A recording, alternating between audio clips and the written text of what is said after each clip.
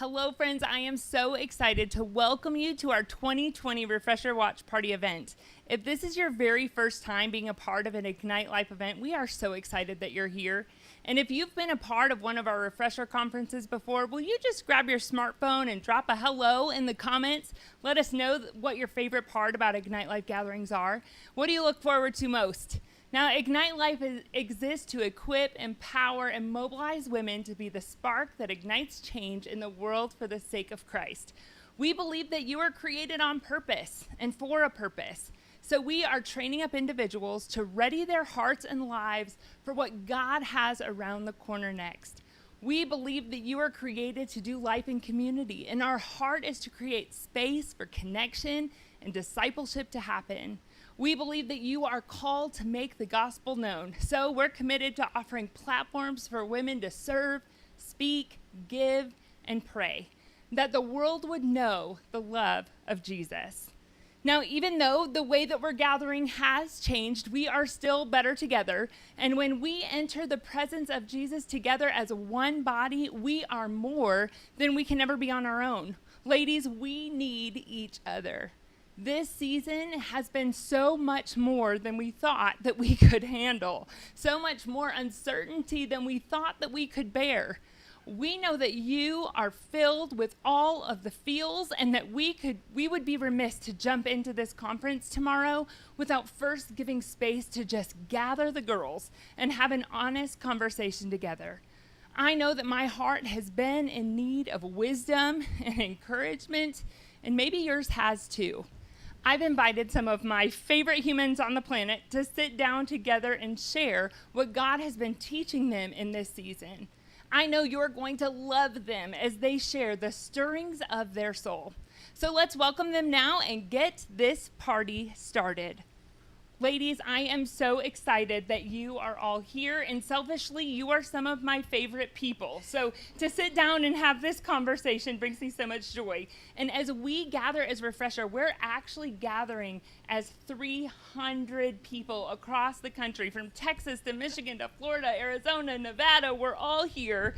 And I believe that there's a season for us to kind of sit down and have some conversations together. Yeah, I love that. You guys, that's incredible. So welcome wherever you're watching from. We love that you're here. I think they should comment right now and let us know where you're watching from. That's awesome. I want to go first. I know we're introducing ourselves because I am new to this group, but I got to tell you, I am so thrilled to be a part of this. And this is just an amazing group of women. So whether you're on a watch party right now or you're watching and maybe you found a quiet place in your house, like, you are surrounded by amazing women. And so my name is Lindsay Bosma. I am a mama.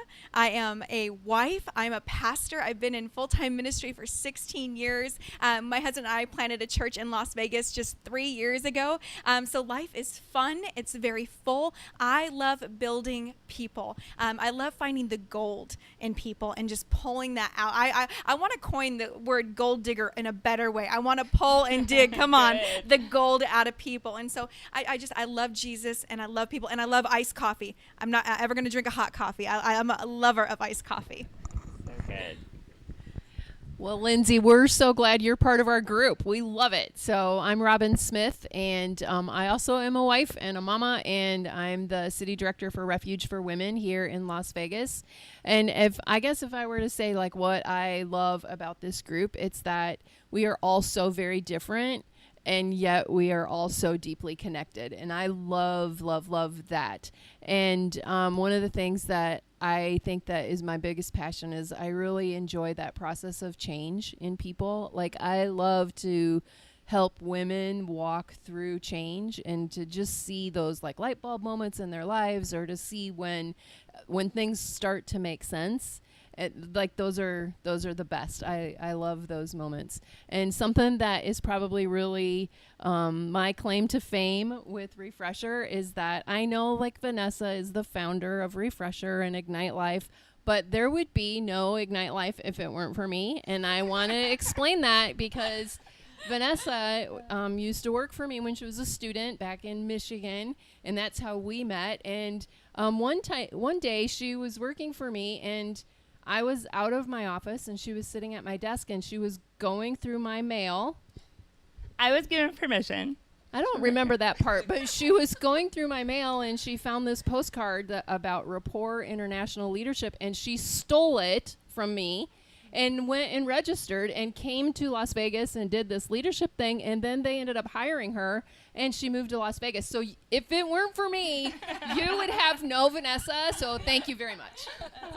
So funny. So funny. Sean, tell us a little bit about you. My name is Sean Murray. I am a Jesus follower. I am a wife to a wonderful man of 20 years, and we have a 16-year-old amazing boy and a 21-year-old man-child. I am a worship leader. I love leading worship. I love being in worship.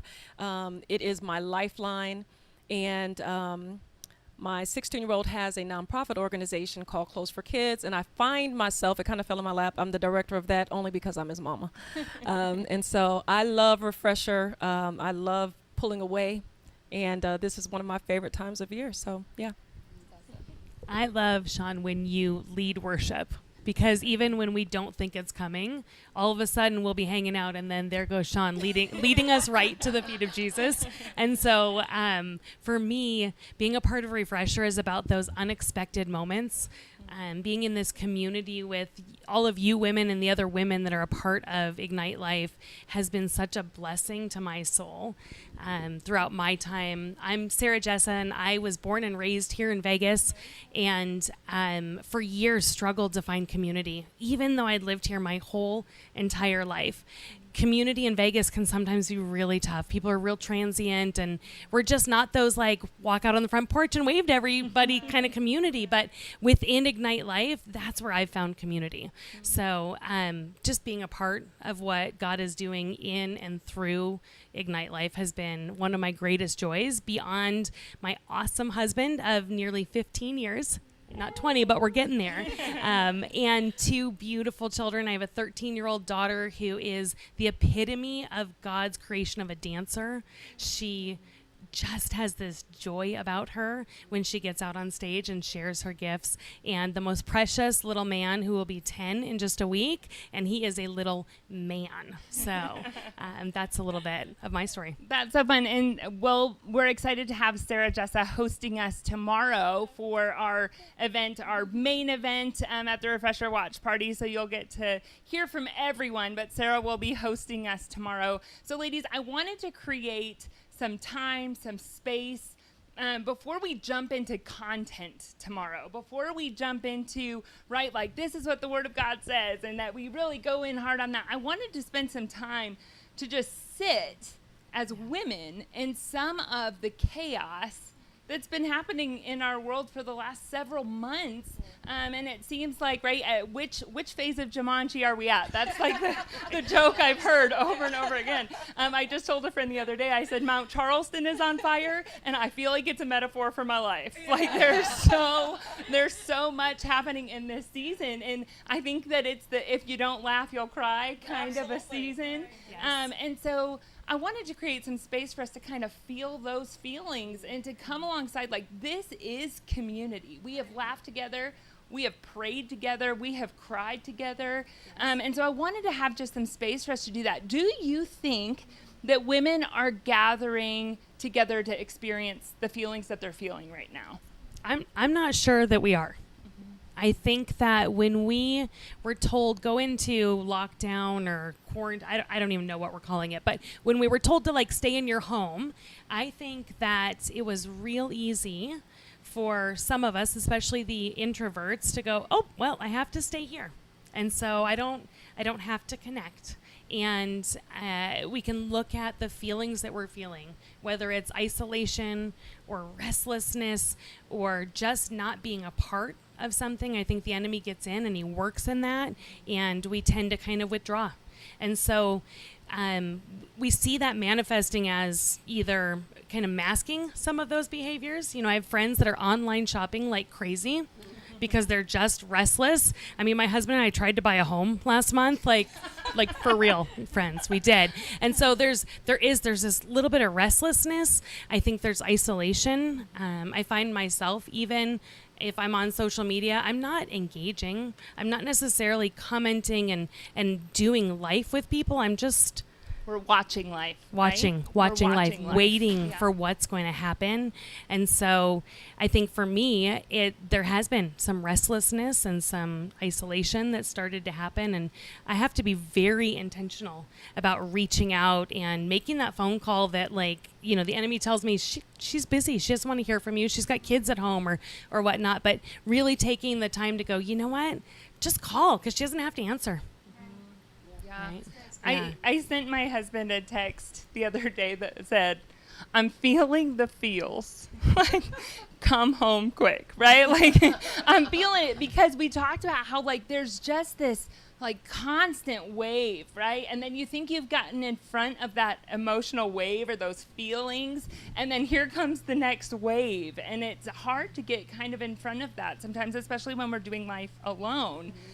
Robin, I know that you work, her day in and day out is with Refuge for Women. Women who have come through a lot of trauma. So what is that like? What is somebody who's come through trauma? What's a season like this do? Yeah, I think it's so important to remember that our life experiences are the lens that we look through everything that comes at us. And so trauma is one of those life experiences. And so it's just really important to remember that, because something will affect Sarah very differently than it will affect me, and very differently than it will affect Sean or Lindsay or you or anyone, because we filter it through what we have experienced. And so that's something that we see at the Refuge all the time, is like when things happen, like we have to be willing to sit with women and listen to them and really hear what they're saying, knowing that they see it very differently than I see it, because my experience is not their experience. And so, like, when we have really positive life experiences, it gives us a lens to see things in a different light. And when you layer that now with a traumatic experience that is a negative experience, or a painful or harmful experience, like, everything is filtered through that. And so it changes, especially in the world right now with everything that we are experiencing. Like, there's not two people out there seeing anything the same way. Yeah. And trauma is a big part of that. I remember a few years ago, Mary Ricciardi was speaking, and from the stage at Refresher, she said, your hard is your hard, right? Like, your hard, I can't put my level of hard up against yours.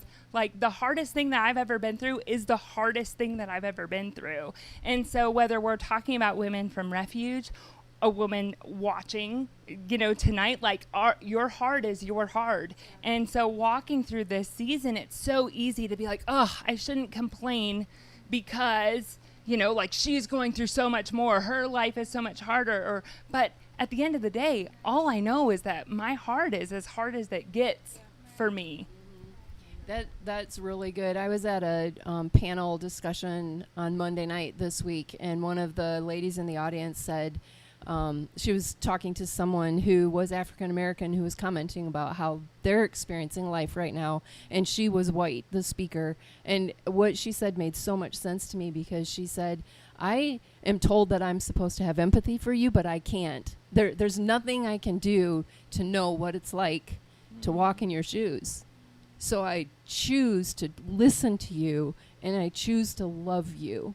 And that's what I have to do, because my experience is my experience, and your experience is yours, and I don't have your experience, and I don't know what to do about that. And I've really been, like, just kind of wrestling with that, because that's something that God has just really been, like, poking my heart with throughout this whole season of, like, Robin, your experience is very different than other people, but you have to see people through their experience. That's empathy, right?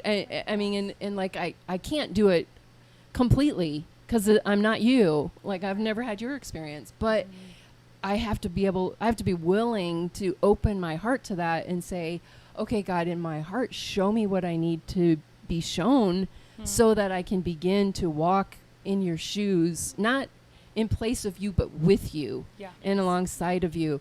And just last night, I was having a conversation with a dear friend of mine who is an African-American male who lives in New York. And we started the conversation, and he said, Man, I don't usually do this, but I was so tired today I had to take a nap. And in true Michael form, he was baiting me, because about 45 minutes into the conversation, he said, "What did you notice when I told you I had to take a nap?" And it takes me back to that. And I'm like, I thought, or he said, "What did you think? What did you see?" And I said, "Well, I thought you were probably tired. Maybe, your kids were wild that day or whatever." Like, I went through all of these things. And he said, "What did you not see?" And I'm like, oh, yeah, that's the question I have to ask myself in this season of life. Like, I'm seeing this, but what am I not seeing? And he said, "Here's what you did not see." He said, "It's my son's birthday, and I was bringing home his cake, and it fell off the seat in the car, and I was ticked. And I had to go back to the store and get another cake, and then I'm late coming to his party, and I was speeding, and I don't speed, but I was speeding, and I got pulled over. And the first thing I thought to myself was, don't get shot over a birthday cake." And I'm like, I've never had to see that. And in that moment, it was like, okay, God, poke my heart, because I need to see that. Yeah. Like, I can't say that I don't see it. I don't have that excuse. I can't use that. Like, I have to see you. And so, like, that's where God has taken me in these last season, is like, scales have to come off my eyes. Yeah. Yeah. Yeah. I want to jump in real quick on that. When you talk about different hearts, we also, like, we're in the same storm, but we're in different boats. And I heard that quote early on in lockdown. And what God spoke to me when I read that was, I'm still in the boat. I'm in the boat with you. And not only am I in your boat, Lindsay, but I'm also in Vanessa's boat. I'm in Sean's boat. I'm in Robin's boat. I'm in Sarah's boat. And he's in your friend's boat too. And that's what we have to be reminded of, that every day I have a choice to make. And I'm all for empathy. Every single one of us should be able to empathize in any situation, any scenario, to put ourselves in somebody's shoes, listen to the story, feel the pain of that. But us as individuals, as Christ followers, we have to wake up every morning. It's a choice that I'm believing today, come on, that Jesus is in my boat. Like, we have to believe it. He is in your boat. Everyone who's watching, he is in your boat. If you're in a watch party, he's in the person who's next to you. He's in their boat too. And it's a choice that every day we believe that, and I live my life according to he's in my boat. Well, and I think, we constantly have to come back to check where our own heart is in every single moment. And just kind of ask, like, God, where's my heart? Check it for me. Let me see if I'm coming from this from the right perspective over and over again. Sean, how has this season impacted you? Wow. So many levels, just a myriad of emotions. These type of things hit different when you're raising a young black man. So where we are in our current situation, I think I've gone through a grieving process. I've gone through so many stages of grief of what actually happened, and then grief of my closest friends not understanding me as a Christian woman and understanding the difference between Black Lives Matter and Black Lives Matter. There are two different things happening here. Black Lives Matter is me, the totality of who I am, my husband, my son, my family. And then there's a website that says Black Lives Matter that really has nothing to do with me. So just as the way that I look at it, and I've had people literally inboxing me, Christian women, telling me that I'm not a Jesus follower because I believe in Black Lives Matter. And I had to literally tell this woman, I never knew what the website said until you mentioned it, because I am a Black life. So I need my white sisters and my non-Black sisters to understand that when you hear me say Black Lives Matter, I'm not aligning myself and my life with everything that the Black Lives Matter website aligns themselves with. So it is with me and my family. When that website says Black Lives Matter, we're talking about our lives, but we leave all the crap out of it. And so that's what I need my Christian brothers and sisters to see. Don't judge me because I'm saying my Black life matters, because it does. So there has to be a difference. You have to know the difference between Black Lives Matter and Black Lives Matter. And then, so I'm grieving so many relationships, and that's not just from white people. I've got some black friends who are afraid to say Black Lives Matter because they have assimilated into spaces that will not allow them to say it. And so I'm grieving over those spaces that are holding these people hostage. That really, really hurts. And I don't mean to go left there, but it really, really hurts me because I believe that it is time for us, if we're going to say that we are multicultural churches, that's the black church and the white church, that's all churches. If we're going to use that word, it's time for us to be that word. We cannot be multicultural in the audience and have multicultural faces and not multicultural voices. And I'm not talking about singing voices. If we're not going to be a multicultural lead team, then we need to leave that word alone until we're ready to be that. And so just to give you an idea of where I am, it's just this grieving. So I'm going through the stages of grief. I'm sure Robin can spit them out right now, the stages of grief. Really, because I have a very diverse group of friends. And so I'm losing people, and I'm an empath. And so I feel very, very deeply. If you say I'm sick, girl, I'm sick. I literally feel sick. If your mom is sick, my mom is sick. And so I'm an empath, and so I take on the weight of the world, and I feel deeply. And in order to hurt deeply, you've got to love deeply.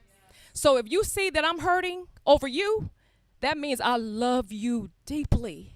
And so I'm feeling this whole thing. So I don't want to call out any names, but when this person is killed, I feel like somebody in my family got killed. So I'm grieving it that way.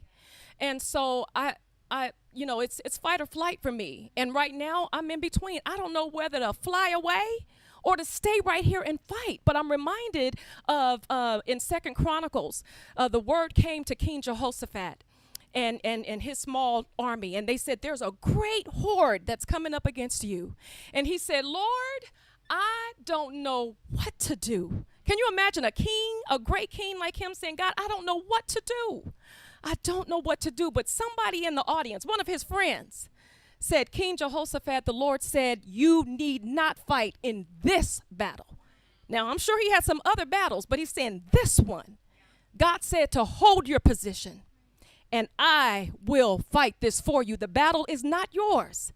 It belongs to the Lord. So I'm going to take that word for me. Just as it came to King Jehoshaphat, those of you who are following me on social media, you probably think I have lost my mind because I have held the position. I have held my position, and I'm going to do that just like King Jehoshaphat, and I'm going to allow the Lord to fight this battle. In Jesus' name. So to answer that question, I'm fighting, flighting, the whole 9 yards. But at the end of the day, my resolve is that this battle belongs to the Lord. I want to jump in one more time. I was praying for you yesterday, and I was praying with you with my family, so with my little boy and my husband. And I started praying, God, strengthen her, because I know you're strong. But then I felt the Lord directing me, no, comfort her. God, protect her family. And I think it's both, that we can be the fighter, but then we can also be that person that takes refuge in our Savior, and He's comforter and He's protector. So I look at you. You are perfect for your purpose. You are all things that you need to be to whomever the Lord puts you in your path. And I didn't know that you were an empath. I didn't know that was you. But I think that's amazing because, yes, your heart is broken in so many arenas, but that is who you are because He's planted you in so many arenas. And I'm just praying strength, also that comfort and that protection over your beautiful family. I love, Sean, that you have recognized this, and you've said it on social media a few times. I follow you, I know, that this is a spiritual battle. Yes. And so we get to recognize that, right? There's so many battles in our lives that we're like, well, hold on, right? I'm going to go fight this thing, and I'm going to go take it by the horns and win it. And we're fighting a physical battle when it's something spiritual going on, that we're fighting before we're praying. We're fighting before we're building our army. We're fighting before, like that we've actually realized, like, God, you're doing something here. I wish that was my first response to chaos. God, you're doing something here, right? Like, you must be in the midst of this, right? But my first response is usually like, I'm offended, right? Like, back up, because I'm offended right now. But I think that the response is like, God, you're doing something here. how can I align myself with your movement here? And I've seen that in you, Sean, that your alignment of like, God, you're moving, and I want to be moving in your same direction. And so that's a huge thing. I was driving down the street the other day, and I just lyrics from a song just came up in my heart, and I said, God, whatever it is you're doing, God, don't do it without me.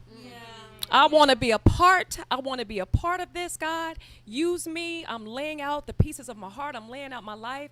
I want to be a part of this move. So, amen. Well, Lindsay, I know that you and your husband are in church leadership, and this season, I mean, pray for your pastors, because this season has been really hard. So tell us a little bit about what this season has taught you, the leadership lessons you've learned. Where have you seen God in a big church perspective? Absolutely. My husband, we really got down and said, how are we going to navigate our church through this? And then also with having the social media, and you've opened your whole church world to anybody, so how are we going to navigate those who are trusting us with their time and their family right now? And my husband said something so good. He said, we cannot make permanent what is supposed to only be temporary. And so that has been our vision for COVID, was do not make permanent what is only supposed to be temporary. And for me, and so we did that everywhere. Cast a vision. This is don't make it. And so we would constantly remind them that. But in my personal life, as I'm watching from church leadership into home life as well, those things cross over when you're in ministry. For those of you that don't know, we're actually in Lindsay's home now. And so, right, church has invaded your personal space. There's no lines anymore. Yes. So the big lesson that I have learned, even though we had that motto, don't make it permanent, what's supposed to only be temporary, was I learned in my own life that discontentment can easily creep in when you lose sight of the big picture. And I got a funny story. Can I share a funny story? Okay. Yeah, I was so discontent. We've been all locked down in our homes forever, right? And I'm looking at my house, and I know many of you have also probably made mistakes. Come on, during COVID, said some things you didn't want to say, or purchased some things you didn't need to really purchase. So I got so frustrated with my house. Come on. I'm speaking your language. That's why. Conviction in the name of Jesus. No, I'm just kidding. But yes, so what happens was I decided one day I don't like my family room. And so I decided I'm going to order a rug. Well, I order a rug, and my kid's sleeping that night, and he already said, don't touch the family room. That's my favorite room. But I'm like, I'm touching that family room. And so I lay out the rug while he's sleeping.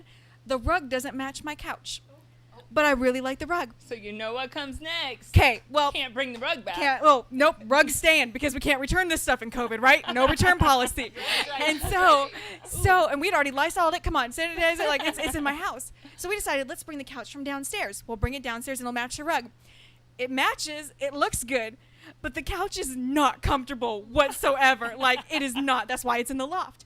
My kid comes down bawling. You took my couch. What'd you do with my couch? Okay, so then we're like, okay, well, now the couch is leaving. We have the gray couch, but now my coffee table doesn't match the rug and doesn't. So I decided I'm going to HGTV it on my own this afternoon, and I pull my coffee table to my backyard, sand it, stain it, ruined my coffee table because I am not Joanna Gaines, and I ruined it, and I don't have a Chip Gaines. If you know my husband, he is no Chip Gaines. And so, yes, I ruined it all that time. To the next day, I put it back. I left the rug, and why don't we just throw pillows that match the rug, right? Have you ever heard of the book, If You Give a Mouse a Cookie, right? One thing leads to the next thing. I ate a whole pack, and it was a disaster. And if I would have just gone upstairs and got the gray new pillows that matched the rug, I would have had no problems. But I know I'm not the only one that's made a mistake during COVID. Oh my goodness, you girls are seriously some of my favorite people, and I'm so thankful that you've taken the time to sit down, have some time with us, and we are so excited for what God has in store for Refresher 2020. I mean, it's going to be an incredible day. Anybody have any thoughts about Refresher 2020 they want to throw out before we head out for tomorrow? Well, I'm just super excited because I've got to see every single bit of this from, months ago before COVID, when we were sitting outside, like with other people, gathered around a table in public down by the strip. Girls, do you remember when we did that? It was so cool. Yeah. And so from those moments when we sat around a table and you women were dreaming of what God was going to do, how he was going to speak through you, there was this beautiful moment when Lindsay said, I just see a table. I see this table that God is preparing, not only for us to sit at, but for the women who are coming to Refresher to sit at. Just this beautiful table that God has prepared that we don't always see the table he's prepared before us, right? And you reference that God prepared a table before me in the presence of my enemies. And that was months and months ago before we even knew what enemies we were fighting, right? Like we didn't even know. And way back then, God was already building into us the victory that was to come. Right? And so seeing those dreams come to life over the last few weeks that we've spent time together getting ready for Refresher has been so encouraging in my journey. I mean, in all honesty, like you changed your whole living room. I tried to buy a house. Okay. And so seeing how God has victory and can save us from ourselves when we're doing crazy things really has come to life for me through Refresher. And so just knowing what is in store for tomorrow and all of you are going to get to witness in these women's stories and the truth that they share has enlightened my soul. And so I'm just excited. I'm excited for all that is to come. Well, thank you so much, ladies. I hope so much that this conversation has blessed you and stirred something in you. If you're watching with a group, we've provided your watch party host with some topics of conversation. Or if you're tuning in from home, we've got some journaling questions for you that are being posted in the comments right now. Either way, we want you to create some space and to lean into how God is moving in this season in your life. Tomorrow is going to be an incredible day. The watch party actually starts at 9 o'clock. However, if you want a little bonus, tune in right here at 8:30 for worship with Amy Oberg as we count down to the very first ever Refresher watch party event. We will see you then.